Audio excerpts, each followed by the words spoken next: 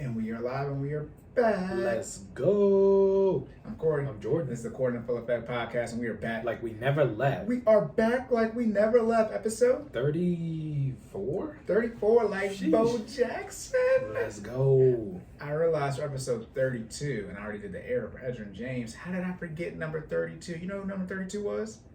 No. O.J. Simpson. How did I forget about O.J.? It didn't fit something. We're talking about I'm jersey done. numbers. I'm done. That's what I was thinking of when I said Eric Dickerson. I meant to say O.J. Simpson. Shout out to Edrin James too, but O.J. was significantly better. So it's up. O.J. the only person who ran for 2,000 yards in less than 16 games. Hey, I ain't mad at it. Don't get started on the talent. If you think he did it, wait till you see what he actually did. All right, y'all know how it is. Even number episode. We have no errors. No cleanup. But before so for those of you listening to episode 33, I was like, no, wait. You gotta do a disclaimer. Y'all said, yeah, okay. So we're gonna have it recorded.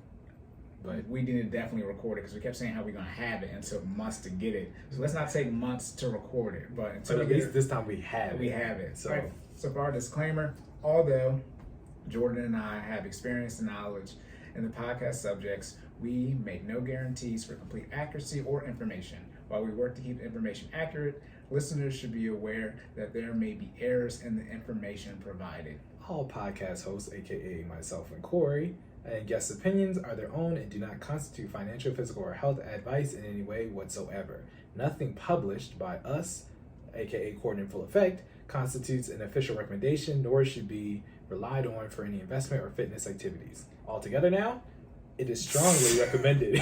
Come on, bro. I know okay. It is strongly recommended that you perform your own independent research or speak with a professional before any financial or health decisions. Yes, I don't know. Let's be very clear. On episode 33, I started reading that last part, and then Jordan just chimed in. Hey, man. And then so now he said all together. We in sync. We're going to record it. Who knows what we're going to do? We'll record it. It will be sped up. It'll be made funny, so you guys can't just be tripping. FBI, open up! That will definitely be the intro after that. So you'll hear the theme music, then you'll hear the disclaimer. So we ain't got to worry about that type of stuff. So because y'all be acting stupid, and it is America. Yeah, it's 2022, so yeah, we make sure we protect it out here. Yep. Okay, that's it. So like we said, even number episodes, as y'all know, no errors. So we get straight into it. We don't though, because for our first-time listeners, we talk about health and financing, fitness, and everything in between. And we want to make sure you save more and save less, and keep making better your best. Yes. And also, y'all need to like this damn video on YouTube, or just go over to YouTube, Cordan Full Effect, and just hit the like or hit the dislike. Don't care which one. On all the streaming platforms, we need them rating reviews as well. We need y'all to look at us on YouTube. Don't y'all want to see us? We funny. I think we're freaking hilarious. Which, I mean, if y'all enjoy listening to us, y'all should come watch the YouTube because it's even better. Yes, anyway. Comment, subscribe, all that jazz. And then, that's it. Now we're good to go. All right, locked and loaded. On to the fitness section. Let's go.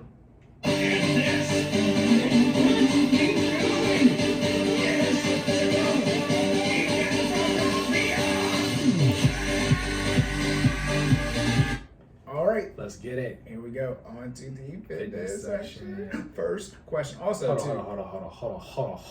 on. All right, before you even ask this question, this is my disclaimer. It's about to get real. I got to put another disclaimer after our group disclaimer on this fitness question. All right, this joint about to get real.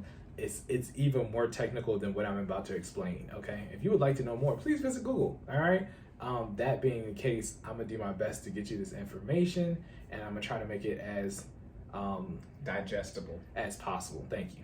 All right. You're welcome. That's why I'm here. Okay. Yeah. Okay. I was about to say something. I can remember. I'm probably gonna make a bad joke. Anyways, though. Make it easy to swallow. Bruh. Oh, say what?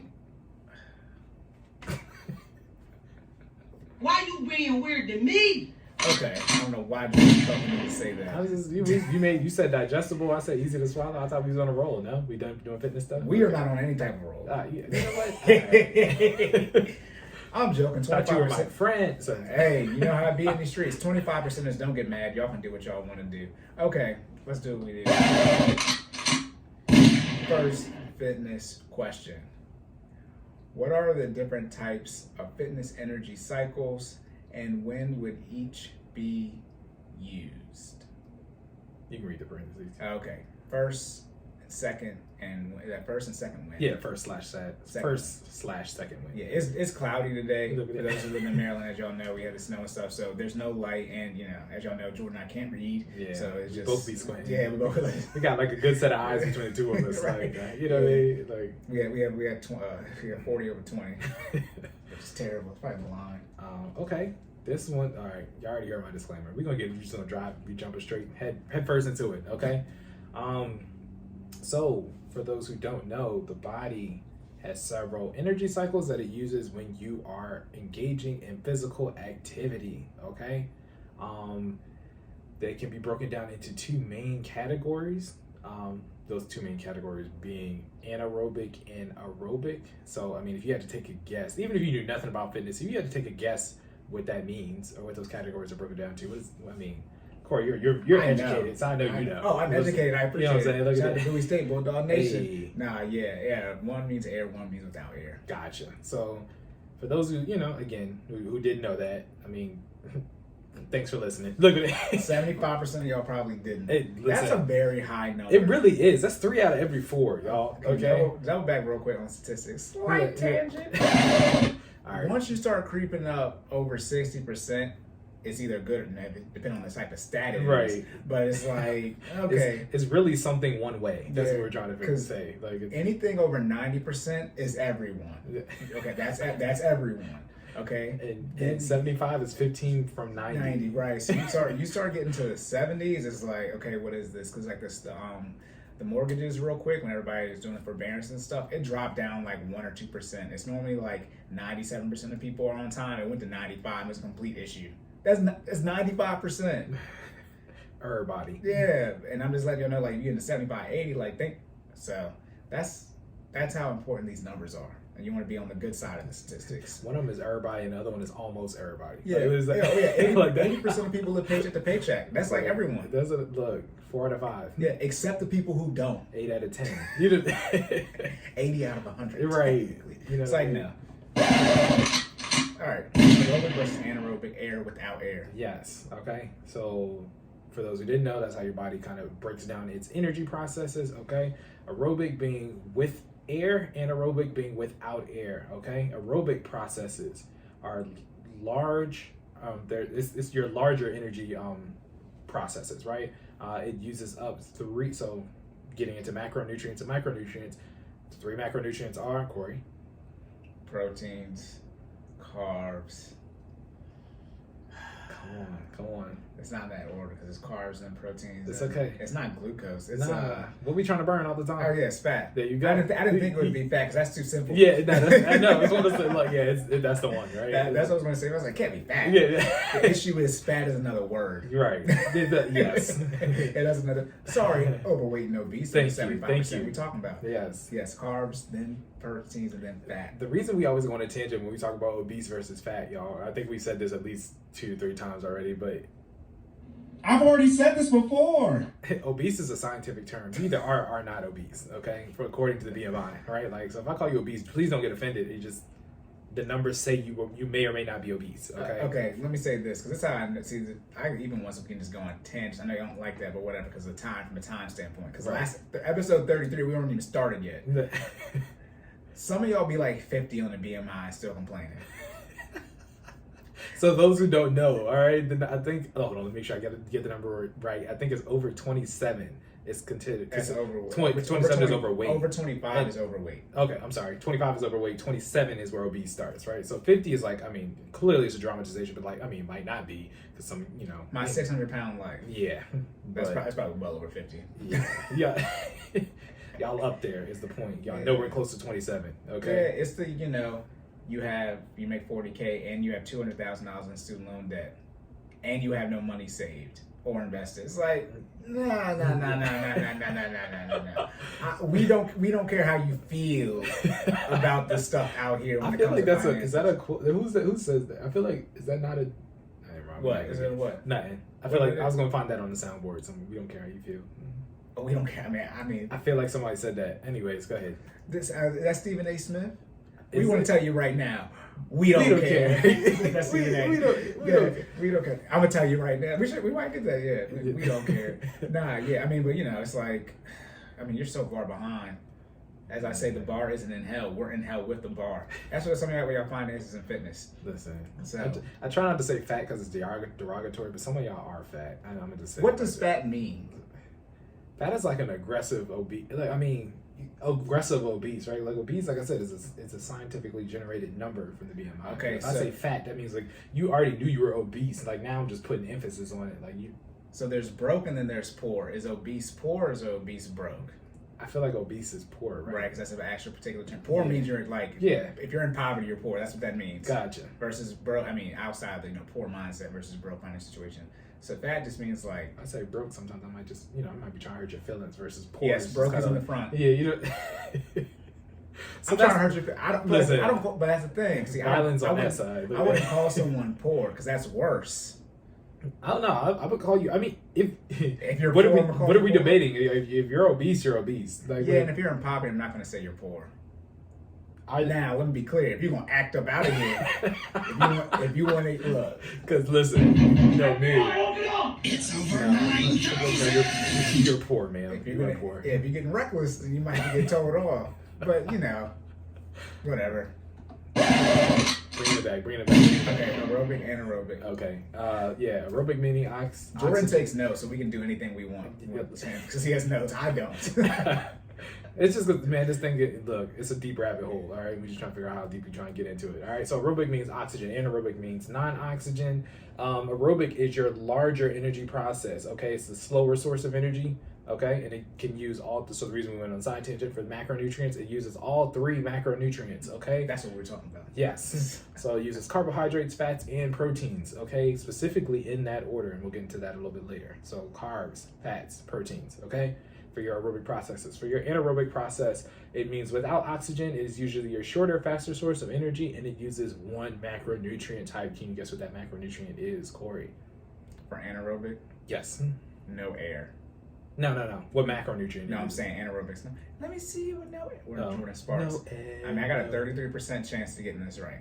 I just gave you the order if you're listening. No. You said it's carbs, fat, and protein. Yeah. Well, then obviously it's going to do carbs. There you go. So, okay, I'm making sure. No, look, I've been taking tests in literally almost a decade. That was good. I mean, Yeah, last test I took was for a cert, and I had to take it twice. 100 questions. Hey, man, it'd be like that sometimes. Hey, it's all ain't good. even- I passed second time, though. Hey. Permanent, too. No expiration on that joker. Look. I'm going to keep it on my resume forever. I don't even use it no more. Just so people know. Hey, you passed, and that's all that Yeah, matters. shout out to, I can't remember what it is. Oh, It's called Force Scout. There we go. There you go. Don't quote me. Anyways, All right, so those are 2 major energy processes. So you got aerobic and anaerobic, right? One is faster, one is slower, and one uses 3 macronutrients, the other uses 1. Okay, so what determines which energy cycle is used? All right, so there are 2 main points for that. The duration of activity, okay? Depending on how long you're exercising, that depends on which energy cycle kicks in. It's almost like having 1 car, but you got 3 sets of keys, and each key unlocks a different gear or how fast you can go in said car, right? So depending on your destination or where you're going, right, and how far that destination is, determines which key that you can use to get there, which speed you can access. Tracking? Yep. Okay. So duration of activity, and then of course the amount of energy expended during said activity, right? So what you're doing also makes a difference for which energy cycle is used. That being said, of course, at fitness, you guys know there are different levels of fitness. You can be doing strength training, which may be more weight intensive or rep intensive, so putting more stress under the muscles during that activity, but may not be as cardio intensive, right? Maybe not necessarily getting that respiratory rate up, so you might not be breathing hard. Or a shout out to the Fit Fam, but when we do our strength training days, as we know, usually when we get into our upper body a lot of times we're putting additional stress on those muscles, meaning we're doing heavier weight or more reps, but your heart or your heart or your lungs might not be at max capacity, as opposed to our HIIT days when we're in our high intensity interval training. HIIT is literally based off the fact of keeping your heart rate at a certain rate, throughout the entire course of the exercise. I think it's 80% during activity and no longer than 60% post break, right? So those are, different sides of fitness, right? One is primarily focused on more stress on the muscles, and one is primarily focused on keeping the heart rate up regardless of what you're doing for the exercise. Right. Got it? So that's how you determine which energy cycle is used, okay? And then we get into the different energy processes. And this is where it starts getting a little deep. Okay, so the first energy process is coined ATP-CP. All right? I've heard ATP-CP and ATP-PC. I don't think What's the acronym? So remember you start getting into compounds, like chemical compounds. I don't think it matters the order they're in, because it's still the same you know what I'm saying? What's the hyphen for? So that separates it. Yeah. So because it's two different things. Two different things. So I'm gonna the ATP, I think, is oh gosh. See me in the error section for next episode. Okay. Look, adenosine triphosphate. I believe that's how you say it, right? So that's where the ATP comes from. So adenosine, and then tri, and then phosphate. Okay. The CP, I'm gonna just wrap it all up and say phosphagen. Okay. That's when we wrap the whole thing up. This man spoke from half. Okay. Look, listen. I did that. Phosphagen. Okay. I'll just throw it up. Yeah. I say phosphagen. It's got two P's in it. The second P is not silent. Phosphagen. Okay. How you know? Look, it ain't. It's no silent. Yeah. But this is your initial energy process. Okay, so we're gonna start here. Do you know which one this is, Corey? Is this anaerobic or is this aerobic? Just take a guess. I mean, you got 50-50 shot. I'm gonna assume it's the fast one. So that's anaerobic. There you go. Yeah, okay, yeah, you're doing good. All right. I looked at the chart. I cheat very rapid. Gotcha. So yeah, ATPC. you know me. Hey man, bro said, look, my eyes work. Okay, look. I use everything to my advantage. You only get one life. He said this LASIK is good. All right, look. Okay, so ATP-CP is for your very quick rate of energy production cycle. Okay, so. Why you laugh? Because I'm thinking about my 45-second brothers out there. He said very quick. I'm sorry. We're gonna get through this. We're struggling to get through this. Listen, I swear, it came directly to my head. That's where you started that, bro. Just like immediately, like you didn't even let me finish defining. You just that's anaerobic for sure, ain't it? Yeah.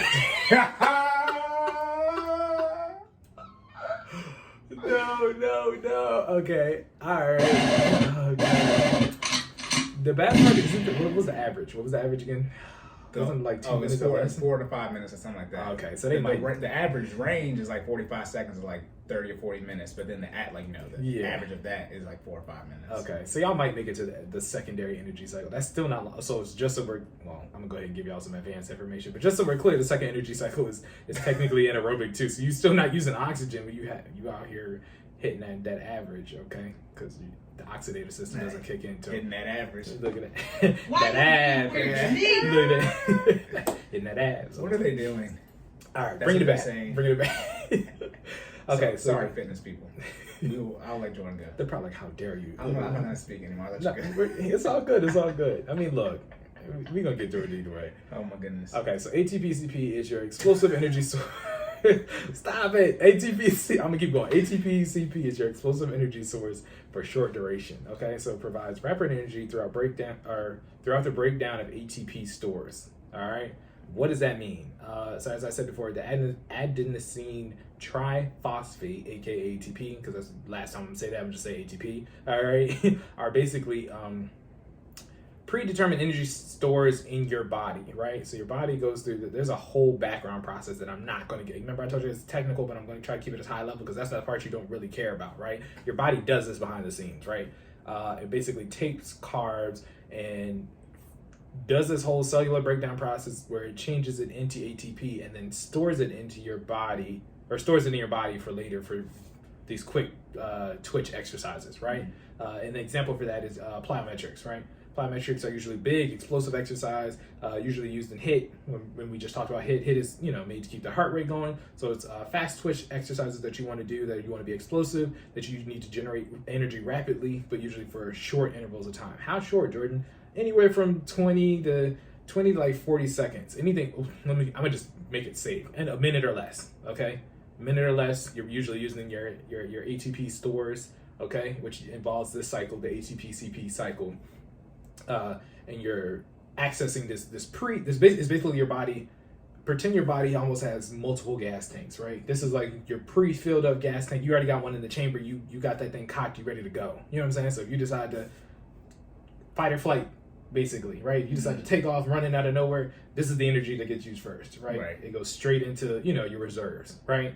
And what that does is that allows your body to get warmed up. Well, because let's be honest, your body doesn't know what type of exercise or the duration of exercise you're going to do before it starts, right? So everything that happens in your body is reactive. So it immediately goes to, regardless of what exercise you're going to do, it immediately goes to your ATP, CP, your stored energy, so it can figure out like, okay, are we running? Is this plyometrics? What the duration goes? So it starts in your reserve stores. So then it can kind of start those other two systems if it needs to get them warmed up and get them ready to go, right? Okay. So what people don't realize is your energy cycles, it's not like 3 paths. Picture it as kind of like a spiral, right? And depending on how long you go, depends on how many of those systems start up at one time. Does that make sense? So it's more so like you got your primary system, which is your ATP, CP. You're going to use this regardless of what type of exercise you're doing. But if you go longer than a minute, then in that 60 seconds, it starts warming up the secondary cycle, which is the anaerobic glycosis. Okay. And for the secondary cycle, what that does is your body starts now breaking down macronutrients because you're burning your stored energy, your stored glucose that you already have on the side over here. So your body starts creating more ATP while you're burning your reserves. Okay. Tracking? So this is like your secondary, your anaerobic glycolysis is basically your body going through the process of breaking down carbs, turning it into energy while you're using your reserves. So this is the car started, you're using the gas that's already in the tank, but it's assuming that, you're going to need more gas later. So it's already starting to pre-make the gas that needs to go back into the tank that you're using. Tracking? So that's your secondary energy reserves. And this is usually from a range of, I want to say about a minute to roughly about 6 minutes. Now, so the reason I'm giving you, see my error section for the next episode. The reason I'm giving you guys estimates on the times actually vary depending on which source you get them from. I hate to say it like that because it's like, yeah, Jordan's Fitness, it should all be one body, it should all be the same thing. Depending on the organization, some people, that's how I know we all just taking educated guesses, I'll be honest with you. But I believe, so remember I am NASM CPT, so I'm National Association of Sports Medicine certified, and from what I can recall from their information, the first energy cycle, that ATP-CP, I said it was about 60 seconds, but I think they actually have it listed as about 2 minutes in the book. And then from anything from 2 minutes plus to 6 minutes is your secondary energy cycle. That'd be your anaerobic glycolysis. And then anything 6 plus is your third energy system, which is the oxidative system, which is actually a whole system in itself for long-term activity, right? So we'll get into the third system real quick. The third system actually has a breakdown of 3 other subsystems in which it uses those to, again, continue the process of making ATP, making energy for long duration workouts, right? And when I say long, I'm talking about so your oxidative system is usually the one that you use. Oxidative, so now so if you didn't notice, the first 2 were anaerobic, we've now crossed into aerobic, right? So your body has said, okay, we're not doing fast twitch exercises, we're longer than 2 minutes. Then you go into your anaerobic glycolysis. So now you're in that 2 to 6 minute range. So your body is now breaking down carbs and producing energy. And it's like, okay, we're still using that. Post 6 minutes, your body has now said, okay, we need some help. So this is the second win? Say it again. This is the second win. This is the second win. Okay, this makes sense. Yeah. So now I'm relating years of physical activity to what you just said. Right, like how it's crazy how this is the exciting part for me too, right? So it's crazy how your experiences that have happened in life, once you learn the science behind you're validating. Exactly. Yeah. It makes a lot more sense, right? You're like, oh, okay, so that's why you get to a certain point, you have energy and then you get real tired. That's why they always tell you got to get over the hill, right? So again, the perfect example is a runner's high, right? I was just about to say, this is why I'd be tired, and then like right when I'm done running, which is around, I finished about roughly 8-9 minutes, but then I'm like, oh, I can keep going. Exactly. That's how your body works, right? Yeah. There's almost like that small dip in energy where it's like, yep, your body's like telling you you're done, you're finished mentally, and then your oxidative system kicks in, and it's like, yep, nope, we're good to go. So, come on, God. I mean, we're gonna. That's why they tell you it's almost like don't stop, right? Like when you run. So, perfect example for cardio, right? When you hit you're past your anaerobic glycolysis cycle and you're about to hit your oxidative system burn, which is usually for most people, let's be honest, the average person probably runs their mile anywhere from, I mean, it varies depending on your age limit, but the average person probably runs their mile anywhere from like 7 to 10 minutes, right? So overlaying that on top of what I just told you about energy cycles, right? By the time you finish your first mile, right?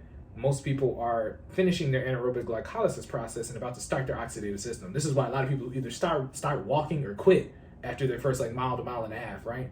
Because they don't give their body, mentally they don't know what's going on behind their bodily processes. Right. You know, means they don't know this information. And so, their body's telling them they're tired, but they're really not tired. Their body just is in the process of about to kick into that secondary gear, which would actually allow you to run. This is the difference between people who run short distance and people who run marathons, right? People who run marathons are aware of how their body works. They have a very, the downtime between their anaerobic glycolysis and their oxidative system is negligible, right? Or it's to a point where they know it's going to happen, so they ignore it anyway, and they tough through it. And then, because once you hit that point where your body is now introducing oxygen into your body to create energy, it's a different level of energy, right? Your heart rate actually gets to a point where if you haven't noticed this when you're doing cardio, it caps off, it levels out, right? It'll get to a point where like, if you're starting, it speeds up, right? It's accelerating, but then you'll get to a range when you're running where it actually doesn't go any higher, right? And then it levels off while you do your remaining cardio until you cool down. That is when your oxidative system kicks in, right? Your body is now compensating for the fact like, okay, we're doing this long term, okay? It's been, 6 to 8 minutes. We're kicking in, we're adding in oxygen and it's transferred. So if you look into, we have a chart up, guys, for those who can't see. If you look in the utilization column. None of you can see it. Yeah. No matter what type of meeting you take this in on. Yes. If you look in the utilization column, when you get to the aerobic, it transfers to a low intensity, longer duration activity, right? So if you've been listening to us and you're like, well, how do I change how did it go from a high intensity activity to a low intensity activity? Well, your body has now realized like what the full extent of what's going on. So it's saying, okay, well, if we're going to put out this energy, or if we're going to do this exercise, we now have to adapt our body to be able to create energy for the long term, right? So your body realizes what's happening and it takes that high intensity and says, okay, we got to find the sweet spot, right, where we can get our engine going and it can continue to go for however long this is going to last. So it converts that high intensity down to a low intensity. It finds the ceiling and keeps you there, right? Your body will, let's be very clear, your body will shut down if you go past a certain limit, right? Your heart rate can only go but so fast and actually, participate in cardio. Otherwise, you'll collapse. You know what I mean? So once you hit that kind of like ceiling, you transfer into your oxidative system, and then you go for the duration of the exercise. That's why you hit that runner's high, you hit that second wind, and you can actually run miles. I would say, so for me, personally, my second wind kicks in. I actually know it because my pace is pretty stationary at this point. Like it doesn't do too much fluctuation, right? My second wind actually kicks in between mile 2 and 3. Once if I can run 3 miles a day, I can run 10 miles a day. It's the same thing. You know what I mean? From a energy exertion standpoint, it's the same thing, right? You're going to be as tired if you get off the treadmill. Don't get me wrong, you'll be sore. You know what I mean? But from an energy exertion standpoint, you're exerting the same amount of energy from mile 3 to mile 10. So from you just heard the science behind it, right? Because once your body kicks into that third system, there is no more gears. That's it. You're gonna lock in and you're gonna stay there for the duration of the exercise, okay? But knowing how this works, it's also important to kind of include how you structure your exercises, how you structure your fitness, okay? It's easier to go from fast twitch to long endurance than it is to go from it's easier to go from anaerobic to aerobic than to go from aerobic to anaerobic, right? That being said, I will say that do not necessarily adhere to this because I do my running for. I know I hate to say it like that and then contradict myself, but I do my running first. So I do my aerobic exercise, my cardio first, and then I go into my fast twitch, right? But then what you do when you do that, I mean, and I'll share from experience, you start noticing you don't necessarily get the gains you could have gotten if you would have went the other way around. Like if I did my fast twitch exercise, so if I do my HIIT circuit first, right?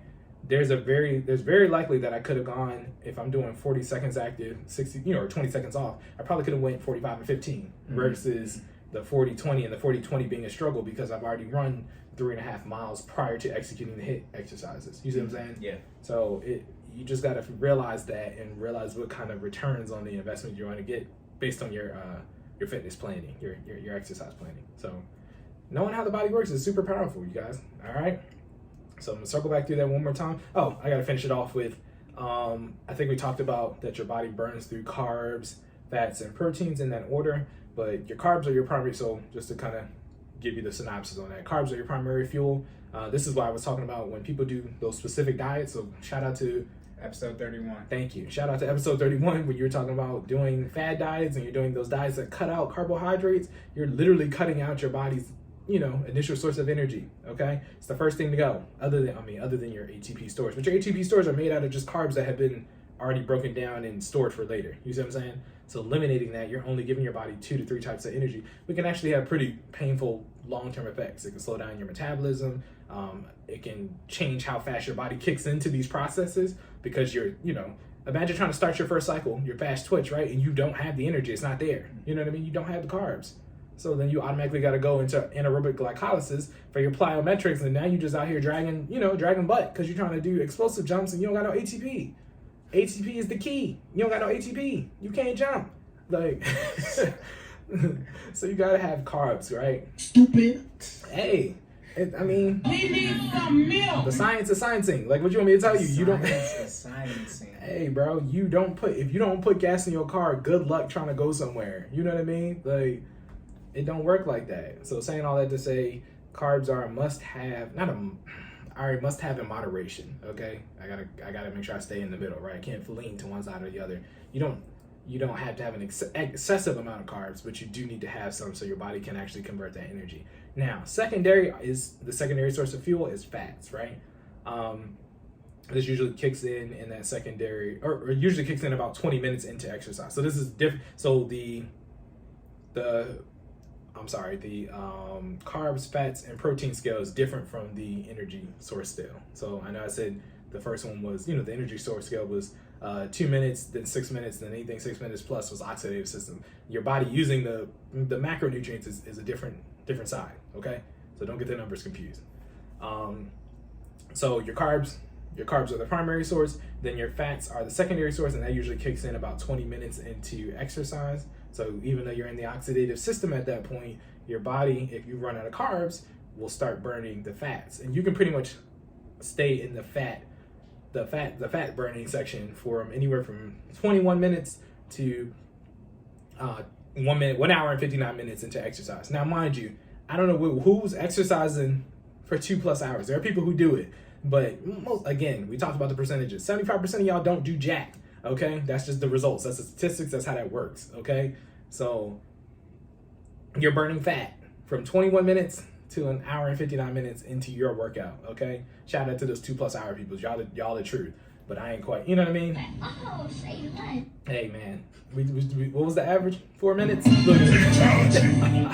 Very clear. So Let me be very clear. before you even jump into that, before y'all ask me What? Nah, but I already know what you about to. You said let me be very clear because I know you was about to go in on that. Before y'all ask me this dumbass question about whether y'all are burning fat while y'all having sex, this is the answer I'm giving y'all. All right, 20 minutes into your exercises before you burn your carbs and you start switching to fat, right? I just told y'all the average is 4.5, what, 4 minutes? 4 minutes or less. I almost said, N-word's not doing that. You're not going to. That's what I'm saying. I had this conversation about the 2-minute rule. I'm talking about straight. It's straight, right? It's not like you take breaks in between. No, this is 20 minutes consistent. Exercise. Yeah. Stops in between. You're gonna die. All right.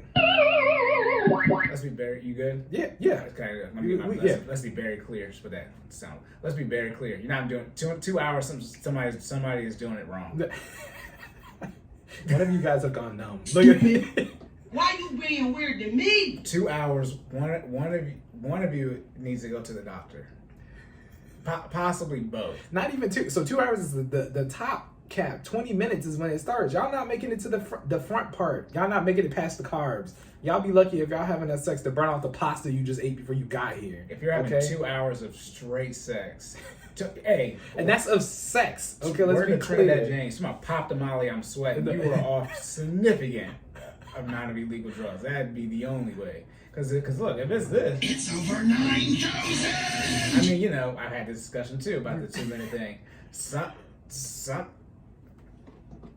Perfect. Some of y'all don't got it like you think you got it. Hey, That's all I'm going to say on that. listen. Because some people have been, they're like, oh, never mind. Never mind. Hey, man.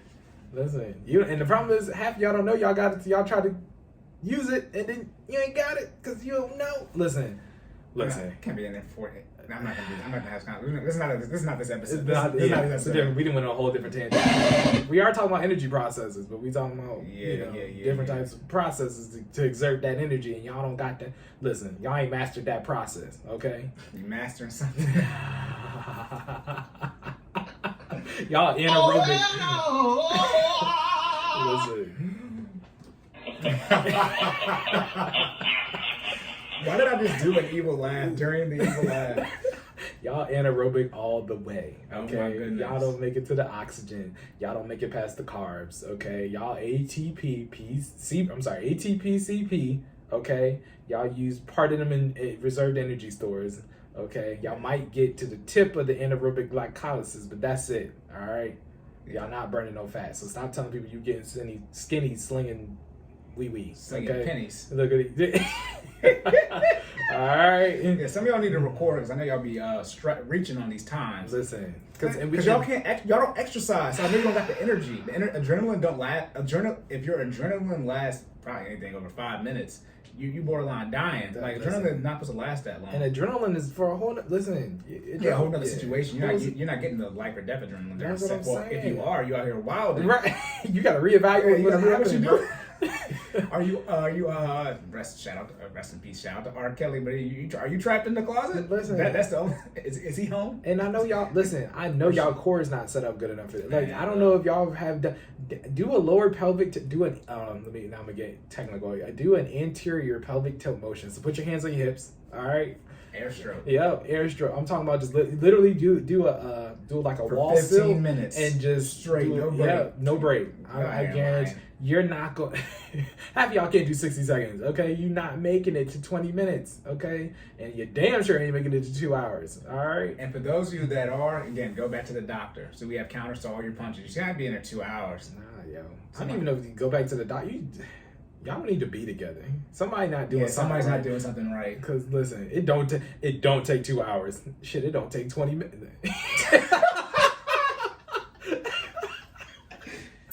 Oh God! I've had this. Are you done? Yeah, I've had this. Okay, I'm saying I've had this discussion, and then the 2 minute thing is a joke until I did the research and pulled it up that it's not that much of a joke. As I said, I don't know if I said on here, but the joke is anything over. I heard somebody say anything over 5 minutes is making love, so I just dropped that down to 2 just to be a jerk about it.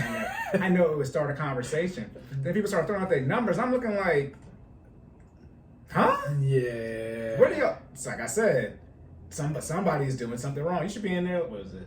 You should be in there exploding. The thing is, it's really one of the, and we're also talking about. Let's be first round, no multiple rounds. Yeah. No any type of drugs and no alcohol type stuff. And we're talking about sex. We're not talking about cunnilingus. All right, we're not talking about intercourse. Thank you. Yeah, not the whole act. No warm ups. No head to genital anywhere. None of that. All right. Hey, we gotta be clear. All right, we're talking about coitus. All right. Yeah, anything over 2 minutes is too long. That's and see how funny that is when I say that. That's the joke. But you know, some of y'all be creeping up something like almost an hour. An hour what? Listen. I don't even work out for an hour in real life. Listen. And I be lifting way more weight. Some of y'all don't be lifting more weight. Maybe that's what it is. That's what it is. Look. Hey, we have, remember, shout out to the semen retention episode. So, look. Some of y'all backed up, all right? You know what I mean? And we already talked about that though, because we men, if you backed up, it definitely listen. 2 minutes. Look, 30 to 45. Especially, I don't know how Trojan and all these other condom brands stay in business, but if y'all out here doing that married people stuff, definitely you in and out. Bro. You are in and out. I'm not doing this. That's bullshit! I'm tired of y'all lying. We're gonna stop after this. This is why I tweet this every day. I'm tired of y'all lying. I need to go front. The first time I engaged in unprotected sex, I understood all of the jokes, but that that I didn't understand before that. This is why. First of all, that's how people become parents. Okay, this is why 2 minutes is a real lot. That's raw. Raw is a whole different feeling from a Durex condom. Okay, or from a Trojan, or just you need the ultra thin stuff. And this is why I said some of y'all don't think you got it like you got it. Listen. Out here having protected is a different story. Yeah, because men is pretty flatline. We be like, yeah. I mean, we have a pretty default setting, as George said, percentage based contribution. We have a high percentage chance, probably about the same for everybody. But, the same woman probably can get the same guys off at the same rate, but it's different women. Some of y'all not this. Perfect. Stupid. That's bullshit! I'm trying to let you know. Here we go. How did we not use this? The lies. There you go. There it is. I'm here looking like freaking Nevada. Hey, man. I'm joking. Let me not be disrespectful. Did you have to dust? Yeah. Open the legs and just like. All right. White chicks? Yeah. All right. I thought that was about her breast milk. Oh yeah, when he came out. Okay. All right. Wrapping it up. Oh, I had one small. Jesus Christ. Small. Because I talked about carbs, I talked about fats. I gotta finish it off with protein. So if you were to do and work out for 2+ hours, you would be in the protein burning category. This is where you have to be careful because burning proteins means, one, you've eliminated all or the sources of energy, and proteins are also used for recovery, right? So if you're now in the danger section if you're now burning proteins, and this is why you gotta be careful with those fad diets where you are eliminating one source of energy and you're only giving your body proteins, because once you burn, it's like, okay, your body is constantly burning through fat, but once it's done with the fat and all you have left is the protein, you don't want to be mid-clean and run out of protein, and then you be on the ground looking mean because you got knocked out, because you passed out, because you ain't got no more energy, all right? That's bars? No? Okay. Anyways, I tried. You should have worked in the word scream there. Thank you, Cory. Well, why didn't you interject? Because it was your freestyle. That's not how freestyles work. That's not how they work. So you just gonna let me drown? You just attack in? Hey, look, man. It's your pen game. All right. Anyways, proteins. You can burn proteins. You don't want to. Your body will go through the process. It takes longer, and they actually don't. So it's like diminishing returns at that point. It takes longer for it to produce ATP using proteins, as well as you don't get as much ATP when you actually do produce said ATP from proteins, right? So at that point, you probably should just stop, go to sleep, let that protein recover, get some more carbs, drink some water, and come back, try it again the next day. All right? Let's get this. All right, is that it? Yes, sir. All right. On to the finance section. Let's go.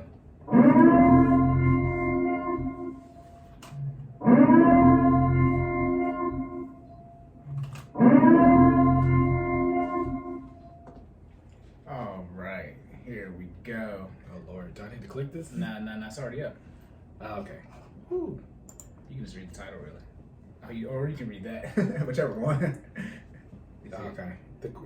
This one? Yeah. Okay. The statement is infidelity at its finest. Yes. Go ahead.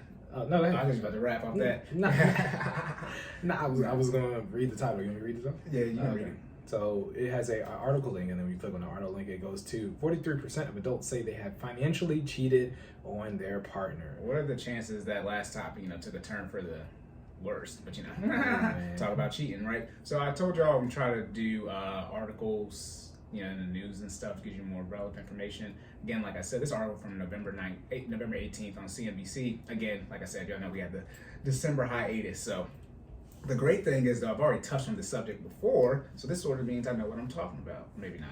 All right, so the article says, let me get this damn mouse. So let's need to scroll real quick.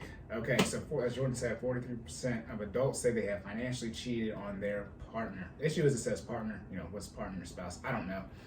So, what do I? Oh, go ahead. No, I was going to ask you. So, just try to add some structure to. So, financially cheating. Can you define that for us? What does that mean? Financially cheating is essentially not y'all have a budget meeting, you don't stick to the budget. Credit card debt usually it's credit card debt, but debt shows up. But say we're about to, we're not going to use credit cards. Second thing I recommend, define how you want to handle that way. Y'all define how you want to handle it as a married couple. If you're not married, good luck doing this. I wouldn't really count it. But if you're married, no credit card debt. And someone goes and opens a credit card. These people get divorced. So we got tens of thousands of dollars in debt because you can get it without their name. Like I said, this isn't. You should be working with me. We don't move like that over here. When you're making use of the annual credit report website where you get your one credit report a year, and we on a budget every month. I mean, this is a highly preventable situation. Obviously, people can lie, but from a trend, you cannot lie about your annual credit report. you can't do that. Is this just spending outside of your means, or is this accumulating debt? Right? All of it. Okay. That's not agreeing to the budget. Gotcha. Okay. Yeah. And the budget is everything. But yeah, so as I always say, what do I always say when it comes to finances and marriage? Be honest. Yeah, don't get on the same page with finances with your spouse, same page with your fiance. That's not what I said, but okay, yeah, cool. No, I said that's technically being honest, I guess. I'll just give you the credit for it. I appreciate it. So, the article starts out, have you always been financial in your relationships? It says the answer is no, you're not alone, because 43% of adults with combined finances in relationship said they have committed an act of, and you're talking about, what's the definition? Financial deception. Okay, this is a poll from National Endowment for Financial Education. That financial deception have you like... Nope, no, not like that. For some people, somebody is applauding it. They're excited.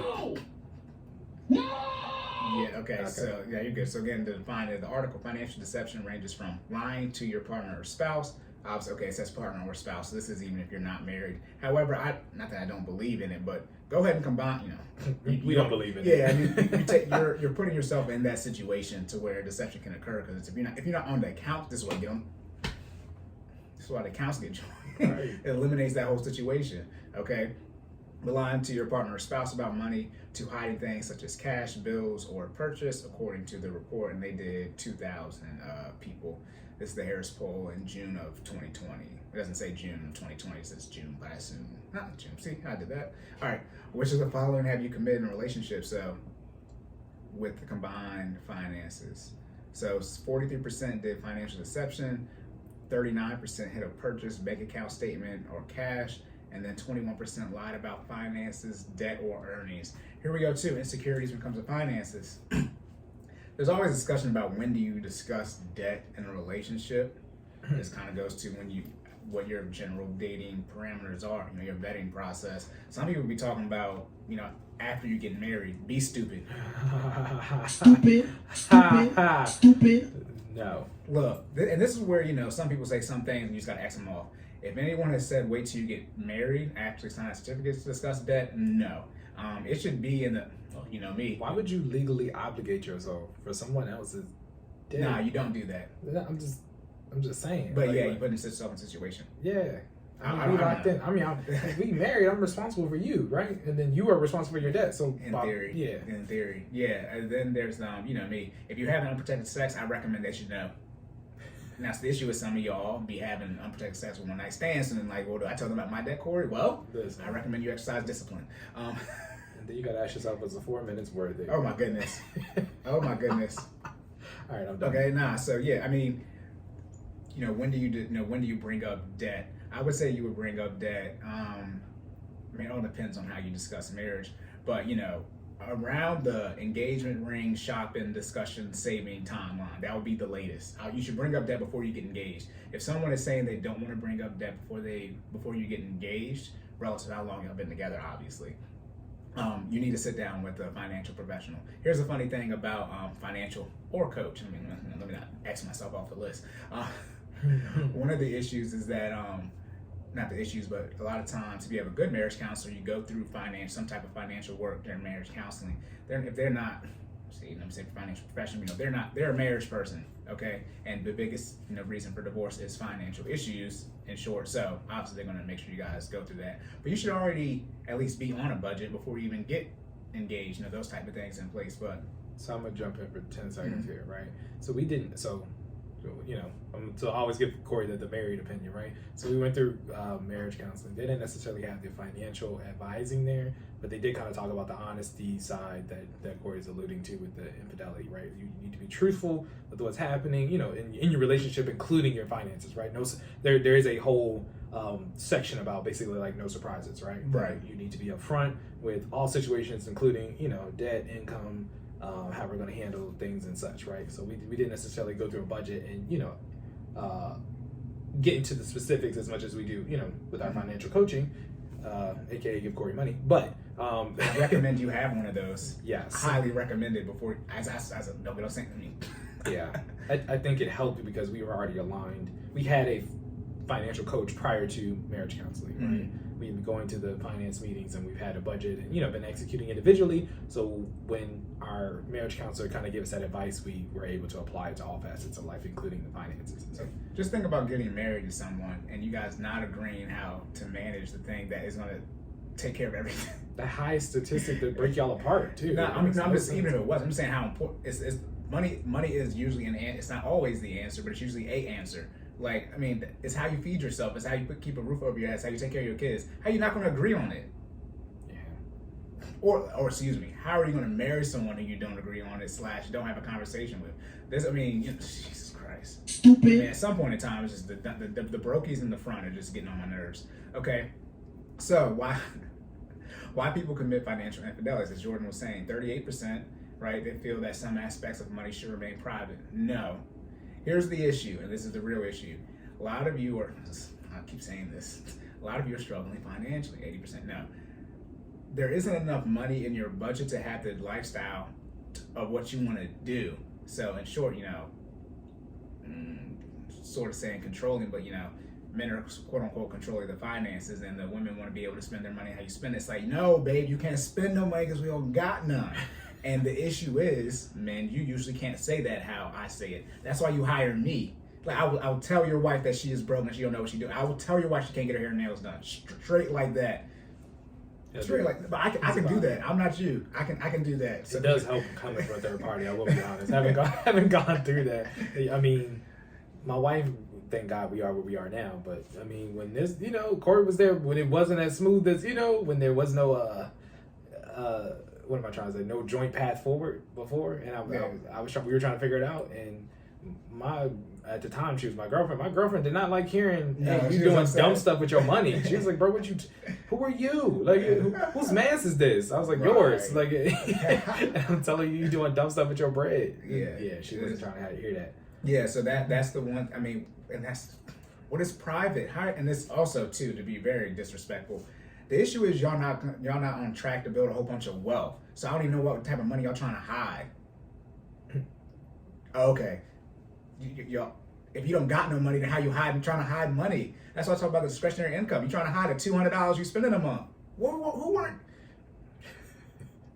Okay, you want to say we're not working on damn $200? That's what I'm saying. Unless the $200 is a light bill, unless it's a bill that didn't get paid. Right. Where you spend your $200, what you gonna spend it on? You do what you want. Yeah, the issue you spend $200 penny out of the budget, then you have a conversation. No.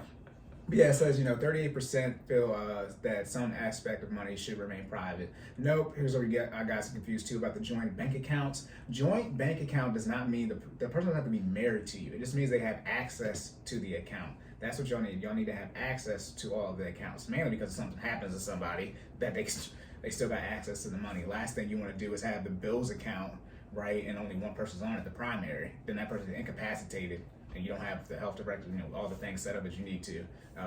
Maybe I have experience with that. Like, then you want to come to the bank and want help. It's like it does not matter that y'all married. Anybody can get joint on the account. That's not what it means when bank accounts are joint. for people who still need clarity on this. Irrelevant if you're married or not. Yeah, Completely irrelevant. The bank don't care. Yeah, one is a bank status and one is a legal status. Yeah. They're not the same thing. Like it's completely irrelevant. You can go to court if you want to, trying to say, hey, then you need access to the account. You're not on it.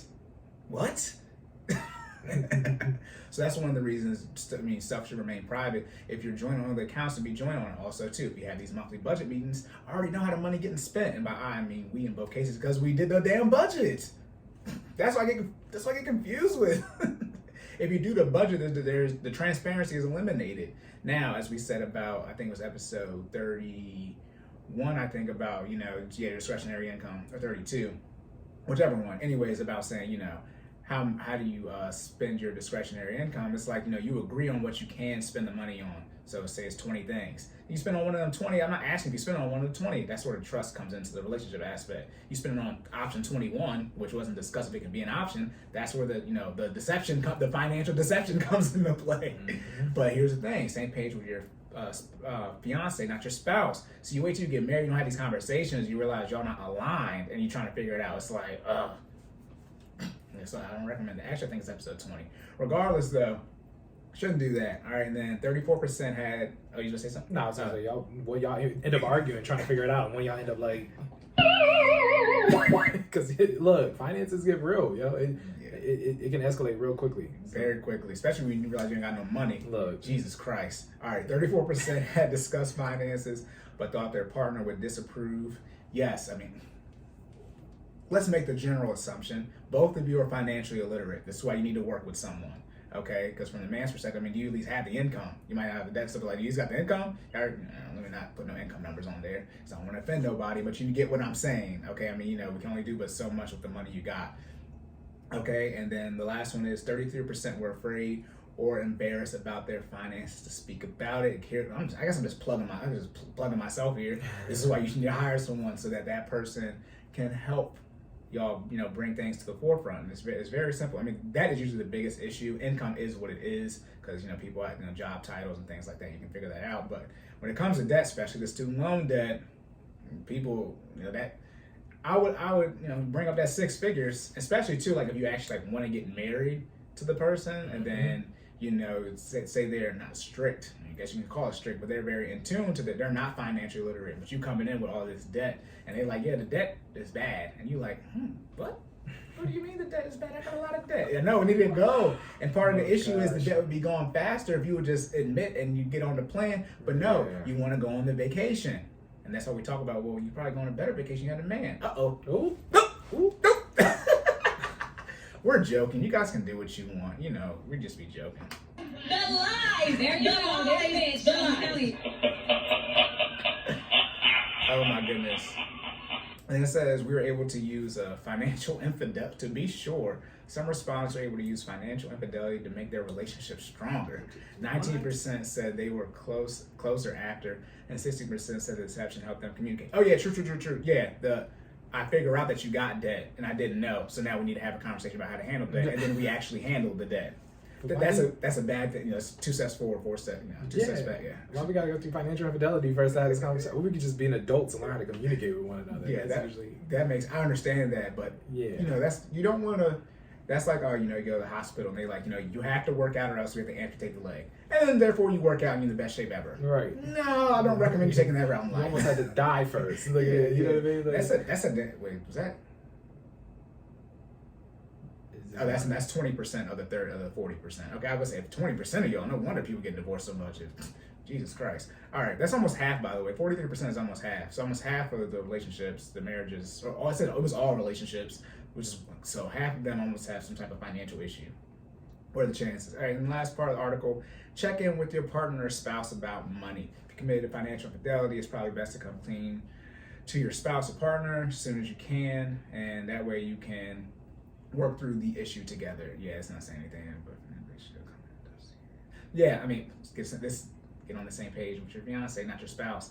It is not that complicated. I also recommend too, just discuss the finances. Once you get past the simple, they're not crazy. You gotta make sure they're not a crazy person. Right. But like, just at least let them know how much you make, because that sort of impacts the lifestyle situation where dates and things like that. So you don't be out here, fellas, like spending money that you don't got. I mean, it's very simple. Then also too, if she don't want you, accept that, and then that probably is a good thing. I mean, you try and get your finances together, assuming you are, and she leave, then well.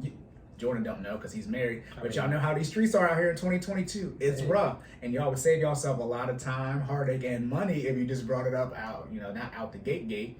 But no, you bring it out the gate if you got the money. See, y'all now money dude's not gonna bring it out the gate. Okay. Now we're dealing with two sides of the same coin. Okay, but hey, date number 2 is like, look, that's what I got. Yeah, I mean, if you're thinking about moving into the quote unquote boyfriend girlfriend stage, I mean, at some point, it's just bring up the finances, at least bring up the income, because that's going to determine the type of lifestyle you're going to have during the dating process. Random interjection. When did they start adding stages? I saw a post, so now you can talk. We had this conversation off air, which you're not going to bring. But I try to tell you, I'm trying to explain. You don't care because you're married, but it is different. I mean, we talking, but then y'all dating. But apparently, dating and dating exclusively are different things. And then you become dating isn't even in a relationship. That just means you're going out with you. See, okay, I'm out of it. Cory. And this is why I made the statement up into 2, but like, either single or you married. Either the marriage certificate has been signed or it hasn't. And it's not that people aren't in committed relationships, but that's just what it evolved to. And you got out probably a year or so before that happened. Listen. But in the last 4 or 5 years, it's just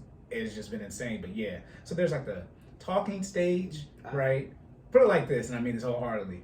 Sex is being had during all the stages. That's what it said. The article I saw, it's like, we basically getting to know each other, but sex is being had here. I was like, bro, this stage 1 is 3 other stages before y'all even get in a relationship, and you already have whatever. I mean, the friends with benefits is just, you're talking about there was a stock at FWB. If FWB was a stock, that joker is through to the moon. It is, I mean, you get out here, and then due to social media, everyone just it's so much easier to access people. Then they came out with the third-party services, Cash App and stuff. So now money can be sent easily just to pay for stuff, and then obviously travel, flying people out. Then you deal with the natural culture and stuff like that was promoted. Oh man, good luck. That's why I say if you can get out, and if you're out, unless there is significant domestic violence being occurred, figure it out. I even mean cheating. Unless you get the STD or baby issue, if the cheating private, y'all handle it in private and go along with life, because you're gonna get back out here. I think the tweet says, I don't know what y'all think is out here, but it's way better. Streets ain't it. No. It's borderline impossible. Then as you get older up in age, naturally people are more likely to have kids. So if you're someone who don't want to do the steps situation, the last thing you can do is get back out here as you get older. And then we talk about mental health, the trauma, please. Like never mind. I think you need a third, like you're in a relationship for 3 years, you need a year away from that person to get over it. So some of y'all in the damn near double digits, that's 3 years of life to quote unquote get over the person. That's a whole other relationship. So that's too much. There's that, yeah.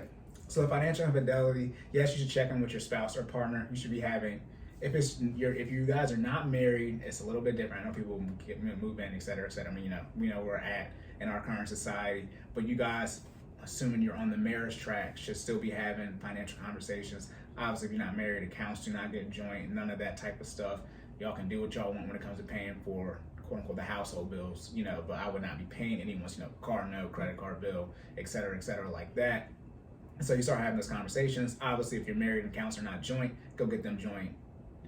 When you hear this, because it'll be a Monday, so the banks will be open because today's Sunday. And just have those conversations. And if you need help, then you reach out to someone. And fortunately, my rates are only $50. I don't know how much longer they're gonna be $50, but right now they're $50. I'm almost at the $50 client cap. So all the new people, they get the benefit first. Right. The first dollar you make. But it's not as complicated as y'all think it is. You just need to be willing to sit down and have the hard conversations. And like I said, most of you will be in a significantly different financial place in 6 months if you just listen and do what I tell you to do. I sit down and we figure out what you can do. But it doesn't take that long. But most of you do not have a high income. That's what the numbers say. So that's fine. Just get over that. And then most of you probably have a lot of debt. That's fine. That's what the numbers say. You can get out that situation, make a better life for you and your family. But you gotta be willing to put in that work. The reason you're at where you're at is because the work you put in didn't, net the results. Yeah. It's a compound interest. You don't have enough compound interest. A lot of you say, well, I gotta go on vacation because life is short. Well, life is short, you need to go on better vacation, dummy. Stupid. That's the. Y'all don't even, if you're gonna die in 3 years, then why are you doing this? That if if you're about to die, you'd go all balls to the wall. What you going to Canada for? Go to Europe at least. Go something crazy. Like go to Iceland. Don't go to where it's icy. Freaking Niagara Falls. What are you talking about? I'm just saying, but it's like, you're going to get to the future, or else you die. And if you're going to think you're going to die, then you might as well get a whole bunch of debt anyway, because you're going to die. So he's going out. But yep, that's it for that. Just small tangent again, more insight from the married perspective. You don't have to necessarily. So once you get into a battle rhythm of what Corey's talking about, you get on a budget and you start executing accordingly. You can actually have a section that is allotted for each one of you in your budget, where you don't have to necessarily micromanage those transactions, right? Like I'm not. Okay, so let's be very clear. My wife and I both have we call it an entertainment budget, or basically like a miscellaneous budget, where there's this pre-allotted amount of money. Again, we are out of debt. Let's be very clear where we are at in our budgeting skills. We're out of debt, okay? We had the emergency fund saved. Disclaimer. Yeah, so you have to be at a certain point, right? But once you hit these thresholds, you know what I mean? You can get to a certain point where you can allot a predetermined amount for random microtransactions, right? Like I don't want to say we don't account for it, because she accounts for hers and I account for mine, but I don't micromanage her and she doesn't micromanage me, right? If she puts away $200, whatever she does with the $200 in the month is up to her. Now, as Corey said, the red flag is yeah, 200 a penny. Exactly. Mm-hmm. I even give it a 201, right? I give it a 90, the extra $1, right? But at 201 we have a conversation because that wasn't allotted, right? But the 200 is, that's what you do. That's what you do. You know what I mean? And if you want to save money for 10 months and have $2,000 and spend $2,000, fine. Like, all right, babe, that's what you choose to do. That's why don't get on the same page with your spouse, same page with fiance. You just had that conversation. You have to worry about it. Like I said, the issue is you don't got the discretionary income. You don't got the income. Or from a quote unquote sacrifices standpoint, the issue is let's say you quote unquote have the income, discretionary income, but you still have all this debt and the savings isn't in place and the investing hasn't started occurring yet. Like that's the issue, as Jordan was saying. Debt's paid off, emergency fund in place, right? Investing, and then last, remember, necessities, debt payments, investments, lifestyle. This is a lifestyle situation right here, as far as what you can quote unquote spend that fund money, miscellaneous discretionary income on. The budget is not restrictive. Your income is restrictive. You get to do what you want with your life, but you have to put in that work first. Now, if you don't want to pay off the debt and build the savings and invest and still live a lifestyle, fine. But as I said, you can't complain in 30, 40 years and think I got to pay more in taxes. I don't want it both ways. Stupid. Okay. Thanks, guys. All right. Thanks for understanding. Back to the fitness wrap up. The fitness wrap up. All right, we're going to try to get through this relatively quickly because I know Jordan had a long time. Jordan's notes for this, y'all, took up the entire section for the. You got an iPhone, you look at your notes, it takes up the entire thing. I had to scroll. Let's put it this way. We were talking. Okay, so the question was, what are the different types of fitness energy cycles and when will each be used? Okay, so the higher umbrella categories are aerobic and anaerobic. Aerobic being oxygen, anaerobic being no oxygen, which determines those energy cycles, duration of activity, and the amount of energy expended during said activity. The different energy cycle processes include ATP, CP, which are explosive energy source for short duration. Okay, the secondary energy process is anaerobic glycolysis, which is your secondary energy source for moderate duration activity for moderate amount of energy expended during said activity. Okay, this is after your reserves are gone. This is the second source process that kicks in. Last but not least is your oxidative system. Okay, and that is your body basically telling you that you need to use oxygen for a long duration activity, aka your second wind. Okay, and this usually kicks in at, I believe it was 6 minutes plus. All right, and your body burns through carbs, fats, and proteins in that order. Carbs being the initial source of energy, fats being 20 plus minutes into exercise, and proteins being 2 plus hours. You should try not to burn proteins if necessary because they are used for recovery. Use that as you will, work out safely. All right, going back to that finance section, wrapping it up. 43% of couples or adults say they have financially cheated on their partner. This is married or committed relationships. There's all forms of relationships. I just read the last thing. It says it's important people realize there is no one way for couples to manage their money. That's not true. There is one way. You guys are open and communicate about it. Now, how you actually manage it, it is what it is. Okay. Because he says some experts recommend that committed partners. See, this is why, committed partners or spouses, this is why you got to be careful with these words. they recommend that committed partners keep some aspect of their finances separate. If you're a committed partner, meaning you are not married, you keep all aspects separate.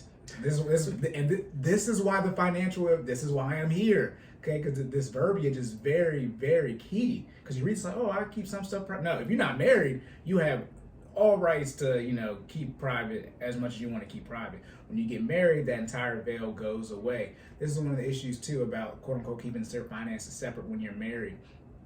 Is obviously if you're both financially illiterate, there's going to be a lot of in and out of each other's bank accounts. But once you get to the point where like Jordan and his wife are at, you don't check to see to make sure she's spending enough money on the damn gas for a car. Like it doesn't work. That's what I'm saying. Y'all don't got the you're not there yet, and you got to put in that work. But it's like, yeah, we did the budget, and you know how much money you have to spend, and when we do the recaps, that's the next month budget.